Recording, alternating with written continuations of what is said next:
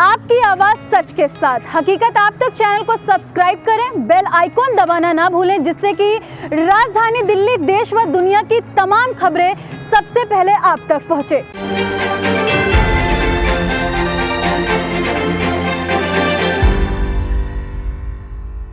मेरे प्यारे देशवासियों, नमस्कार। आज देव दीपावली का पावन पर्व है। आज गुरु नानक देव जी का भी पवित्र प्रकाश पर्व है। मैं विश्व भर में सभी लोगों को और सभी देशवासियों को इस पावन पर्व पर हार्दिक बधाई देता हूं। ये भी बहुत सुखद है कि 1.5 साल के अंतराल के बाद करतारपुर साहिब कॉरिडोर अब फिर से खुल गया है।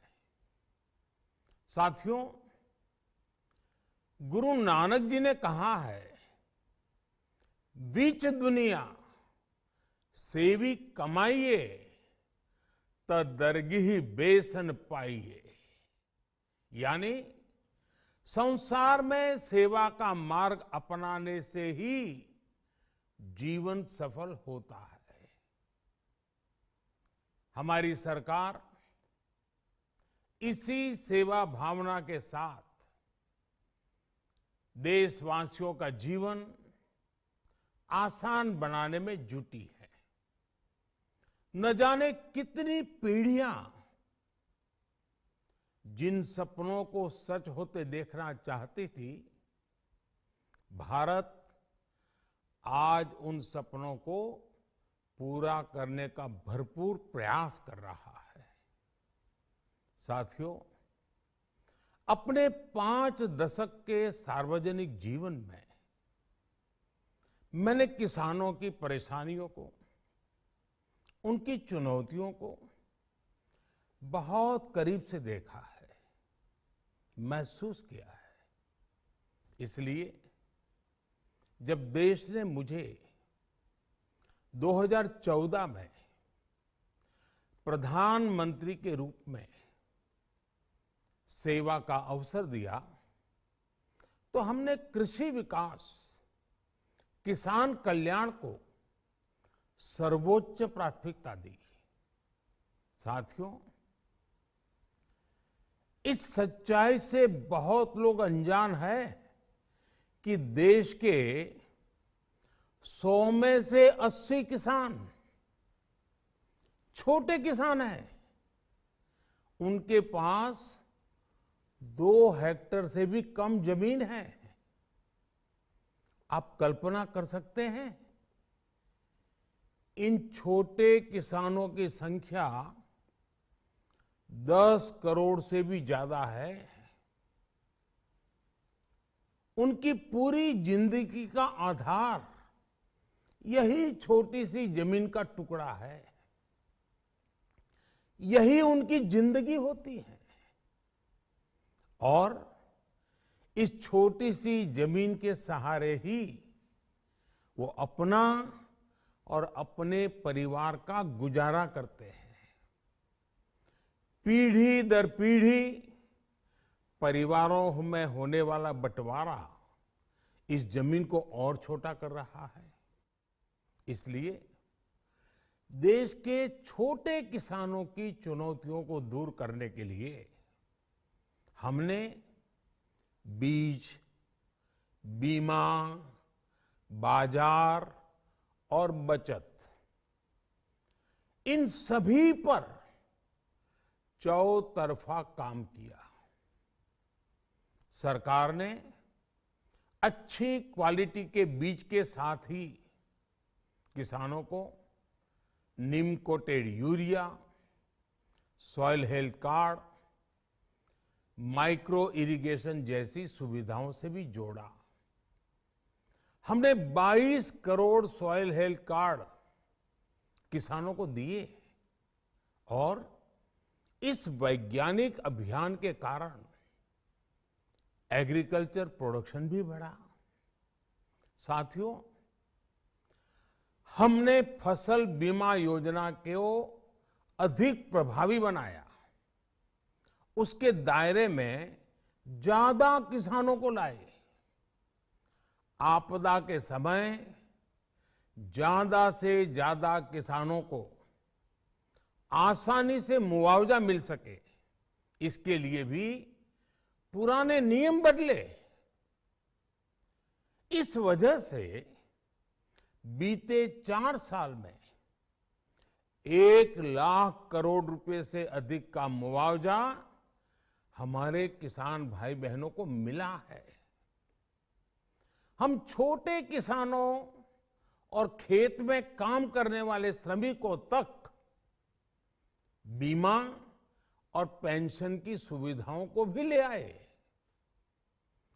छोटे किसानोन की जरूरतों को पूरा करने के लिए सीधे उनके बैंक खातों में 1,62,000 करोड़ रुपए ट्रांसफर किए, सीधे उनके खाते में। साथियों, किसानों को उनकी मेहनत के बदले उपज की सही कीमत मिले, इसके लिए भी अनेक कदम उठाए गए। देश ने अपने रूरल मार्केट इंफ्रास्ट्रक्चर को मजबूत किया। हमने एमएसपी तो बढ़ाई ही, साथ ही साथ रिकॉर्ड सरकारी खरीद केंद्र भी बनाए। हमारी सरकार द्वारा की गई उपज की खरीद ने पिछले कई दशकों के रिकॉर्ड तोड़ दिए हैं। देश की 1000 से ज्यादा मंडियों को ई नाम योजना से जोड़कर हमने किसानों को कहीं पर भी अपनी उपज बेचने का एक प्लेटफॉर्म दिया। और इसके साथ ही देश भर की कृषि मंडियों के आधुनिकीकरण पर भी हमने करोड़ों रुपए खर्च किए। साथियों, आज केंद्र सरकार का कृषि बजट पहले के मुकाबले 5 गुना बढ़ गया है। हर वर्ष 1.25 लाख करोड़ रुपए से अधिक कृषि पर खर्च किए जा रहे हैं।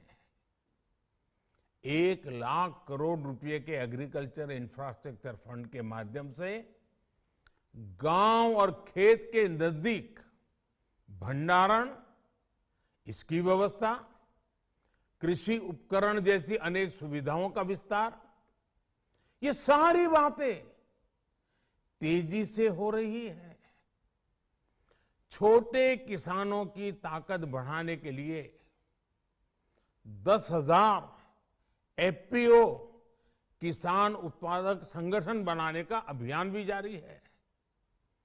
इस पर भी करीब 7,000 करोड़ रुपए खर्च किए जा रहे हैं। माइक्रो इरिगेशन फंड के आवंटन को भी 2 गुना करके 10,000 करोड़ रुपए कर दिया गया है। हमने क्रॉप लोन भी 2 गुना कर दिया, तो इस वर्ष 16 लाख करोड़ रुपए हो जाएगा। अब पशुपालकों को मछली पालन से जुड़े हमारे किसानों को भी किसान क्रेडिट कार्ड का लाभ मिलना शुरू हो गया है।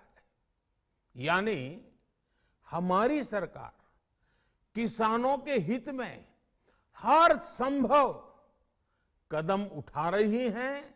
लगातार एक के बाद एक नए कदम उठाती जा रही है। किसानों की आर्थिक स्थिति सुधरे, उनकी सामाजिक स्थिति मजबूत हो, इसके लिए पूरी ईमानदारी से काम कर रही है। साथियों, किसानों की स्थिति को सुधारने की इसी महाअभियान में देश में 3 कृषि कानून लाए गए थे। मकसद ये था कि देश के किसानों को, खासकर छोटे किसानों को और ताकत मिले, उन्हें अपनी उपज की सही कीमत और उपज बेचने के लिए ज्यादा से ज्यादा विकल्प मिले। बरसों से ये मांग देश के किसान, देश के कृषि विशेषज्ञ, देश के कृषि अर्थशास्त्री, देश के किसान संगठन लगातार कर रहे थे। पहले भी कई सरकारों ने इस पर मंथन भी किया था। इस बार भी संसद में चर्चा हुई, मंथन हुआ और ये कानून लाए गए। देश के कोने कोने में कोटि कोटि किसानों ने, अनेक किसान संगठनों ने इसका स्वागत किया, समर्थन किया। मैं आज उन सभी का बहुत बहुत आभारी हूं, धन्यवाद करना चाहता हूं। साथियों, हमारी सरकार किसानों के कल्याण के लिए, खासकर छोटे किसानों के कल्याण के लिए, देश के कृषि जगत के हित में, देश के हित में, गांव गरीब के उज्जवल भविष्य के लिए पूरी सत्यनिष्ठा से, किसानों के प्रति पूर्ण समर्पण भाव से, नेक नियत से ये कानून लेकर आई थी। लेकिन इतनी पवित्र बात, पूर्ण रूप से शुद्ध किसानों के हित की बात, हम अपने प्रयासों के बावजूद कुछ किसानों को समझा नहीं पाए। भले ही किसानों का एक वर्ग ही विरोध कर रहा था, लेकिन फिर भी ये हमारे लिए महत्वपूर्ण था। कृषि अर्थशास्त्रियों ने, वैज्ञानिकों ने, प्रगतिशील किसानों ने भी उन्हें कृषि कानूनों के महत्व को समझाने का भरपूर प्रयास भी किया। हम पूरी विनम्रता से, खुले मन से उन्हें समझाते रहे। अनेक माध्यमों से व्यक्तिगत और सामूहिक बातचीत भी लगातार होती रही। हमने किसानों की बातों को, उनके तर्क को समझने में भी कोई कोर कसर बाकी नहीं छोड़ी। कानून के जिन प्रावधानों पर उन्हें ऐतराज था, सरकार उन्हें बदलने के लिए भी तैयार हो गई। 2 साल तक हमने इन कानूनों को सस्पेंड करने का भी प्रस्ताव दिया। इसी दौरान ये विषय माननीय सर्वोच्च न्यायालय के पास भी चला गया। ये सारी बातें देश के सामने है, इसलिए मैं इनके अधिक विस्तार में नहीं जाऊंगा। साथियों, मैं आज देशवासियों से क्षमा मांगते हुए सच्चे मन से और पवित्र हृदय से कहना चाहता हूं कि शायद हमारी तपस्या में ही कोई कमी रही होगी, जिसके कारण दिए के प्रकाश जैसा सत्य कुछ किसान भाइयों को हम समझा नहीं पाए। आज गुरु नानक देव जी का पवित्र प्रकाश पर्व है। ये समय किसी को भी दोष देने का नहीं है। आज मैं आपको, पूरे देश को ये बताने आया हूं कि हमने 3 कृषि कानूनों को वापस लेने का, रिपील करने का निर्णय लिया है। इस महीने के अंत में शुरू होने जा रहे संसद सत्र में, इसी महीने में, हम 3 कृषि कानूनों को रिपील करने की संवैधानिक प्रक्रिया को पूरा कर देंगे। साथियों, मैं आज अपने सभी आंदोलनरत किसान साथियों से आग्रह कर रहा हूं, आज गुरु पर्व का पवित्र दिन है। अब आप अपने अपने घर लौटे, अपने खेत में लौटे, अपने परिवार के बीच लौटे। आइए एक नई शुरुआत करते हैं, नए सिरे से आगे बढ़ते हैं। साथियों, आज ही सरकार ने कृषि क्षेत्र से जुड़ा एक और अहम फैसला लिया है। जीरो बजट खेती यानी प्राकृतिक खेती को बढ़ावा देने के लिए देश की बदलती आवश्यकताओं को ध्यान में रखकर क्रॉप पैटर्न को वैज्ञानिक तरीके से बदलने के लिए एमएसपी को और अधिक प्रभावी और पारदर्शी बनाने के लिए ऐसे सभी विषयों पर भविष्य को ध्यान में रखते हुए निर्णय लेने के लिए एक कमेटी का गठन किया जाएगा। इस कमेटी में केंद्र सरकार, राज्य सरकारों के प्रतिनिधि होंगे, किसान होंगे, कृषि वैज्ञानिक होंगे, कृषि अर्थशास्त्री होंगे।